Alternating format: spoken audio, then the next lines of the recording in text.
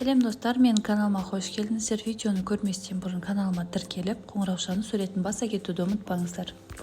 Бұл видеода бақбақ гүлінің адам денсаулығына пайдасы туралы айтатын боламыз. Қызықты ақпараттарды жіберіп алмас үшін видеоны соңына дейін көріңіздер.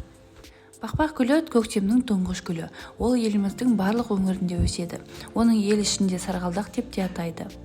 Бақбақ гүлін ежелгі Рим мен Египет, тіпті авицинада өзі дәрілік мақсат ретінде қолданылған. Гүлдің әр бөлігінің өзіндік ерекше пайдасы бар.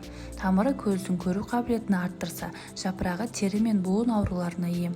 Ал гүлін ағзаға әлденудің мақсатында пайдалануға болады. Бақбақ гүлінің адам денсаулығына тигізер пайдаларын айта кетсек, ең алдымен иммундық жүйені нығайтады. Гүлдің құрамында дәрумен, минералдар инфекцияға қарсы қорған түзейді. Адамды суық тиюден сақтап қана қоймай, сонымен бірге ауру кезінде адамның жағдайын жақсартады. Көру қабілетін арттырады. Егер сіз гүлдің құрамын жайлы жақсы танысып шыққан болсаңыз, онда бета-каротиннің көп мөлшерін біле аласыз. Бұл адамның көру қабілетін жақсартуға ықпал етеді. Әсіресе гүлді зейнетке шыққан қарт кісілер көптеп тұтыну қажет. Өйткені бақбақ адам ағзасындағы катарактілер, глаукома мен көз ауруларын арттыруына жол бермейді. Айтпақшы, бета-каротин шаш, тері және тырнақтарды жақсы әсер етеді. Қан құрамындағы қант мөлшерін төмендетеді. Қант диабетімен ауыратындар бақбақ гүлін тұрақты тұтынуы қажет. Өйткені ол қан құрамындағы қант мөлшерін тиімді азайтады.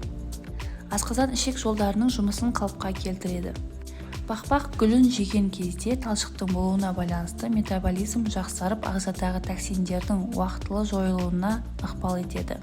Сондай-ақ өсімдік ас қорыту жүйесінің бірқатар ауруларын емдеуге қабілетті іш қатуда көмектеседі. Бақбақ гүлі ащы болғандықтан паразиттермен де жақсы күреседі. Буын ауруларының да алдын алады. Халықтық және медицина буын аурулар кезінде адамдарға бақбақ гүлін тұтынуды ұсынады.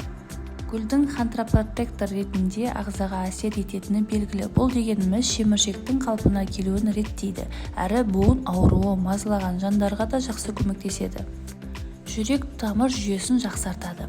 Гүлдің маңызды қасиеттерінің бірі жүрек пен тамырларды нығайтады. Қан тамырларының құрамындағы артық холестерин мен токсиндерді тазартып, тромбоздың, атеросклероздың және жедел жүрек жеткіліксіздігінің дамуын болдырмайды. Бақбақ гүлдері гипертониялық науқастар үшін де ұсынылады, өйткені олар қысымды төмендетуге көмектеседі. Жүйке жүйесіне пайдалы әсер етеді. Гүл құрамындағы ағзаны қуаттандыратын тониктер бар, бірақ жүйке жүйесін қоздырмайды, керісінше жүйке жүйесін тыныштандырады. Сонымен қатар бұл ұйқыны қалыпқа келтіруге көмектеседі, әсіресе ұйқысыздық мазасыз ойлардан туындаған болса. Мидың белсенділігін арттырады. Бақбақ гүлдері ми белсенділігін ынталандырады, концентрацияны жақсартады және ұзақ уақыт қолданумен жадты күшейтеді. Бақбақ гүлін жерден жұлып алып жей алмайтынымыз анық. Сондықтан гүлмен салат пен тамақ жасауға болады.